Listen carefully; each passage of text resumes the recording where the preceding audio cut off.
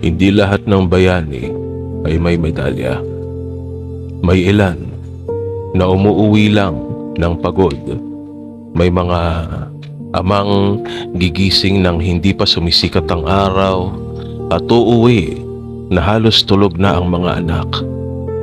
Hindi dahil ayaw nilang makasama ang pamilya, kundi dahil iyon ang presyong kailangang bayaran para may maihain sa hapag. May mga kamay na dati malambot, puro kalyo na. May mga likod na unti-unting yumuyuko, mga matang unti-unting nabubulag, mga tuhod na matagal nang masakit, at may mga katawang matagal nang humihingi ng pahinga, pero bukas babangon na naman sila. Hindi dahil hindi sila napapagod, kundi dahil may mga taong umaasa sa kanila. May mga gabing tahimik lang silang nakaupo, nakatingin sa kawalan, bitbit ang mga problemang hindi nila maikwento sa iba. Mga pangambang sila lang ang may alam. Minsan, may mga amaring naliligaw.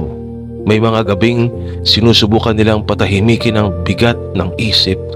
May ilan na kumakapit sa alak, ilan sa sigarilyo, ilan sa masamang bisyo. Hindi dahil iyon ang sagot, kundi dahil hindi nila alam kung kanino sila pwedeng umiyak. Dahil mula pa noon itinuturo na sa kanila na ang lalaki ay dapat matatag, na ang ama ay hindi dapat masaktan, na ang ama ay hindi dapat umiiyak.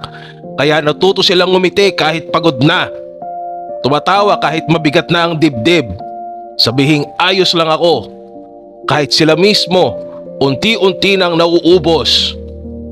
At ang pinakamasakit, habang lumalaki ang mga anak, unti-unti ring tumatanda ang mga ama. Habang mas lumalawak ang mga pangarap ng pamilya, mas lumiliit naman ang mga pangarap na inilalaan niya para sa sarili niya. Hanggang sa isang araw mapapansin mo na lang, mas mabagal na siyang maglakad, mas tahimik na siyang kumain, mas madalas na siyang mapagod. At ang mga kamay na minsang bumubuhat sa iyo ay ngayon nanginginig na. Saka mo lang maiisip, kailan nga ba ang huling beses na niyakap mo ang tatay mo? Kailan mo sinabing salamat? Kailan mo huling tinanong, Tay, pagod ka na ba?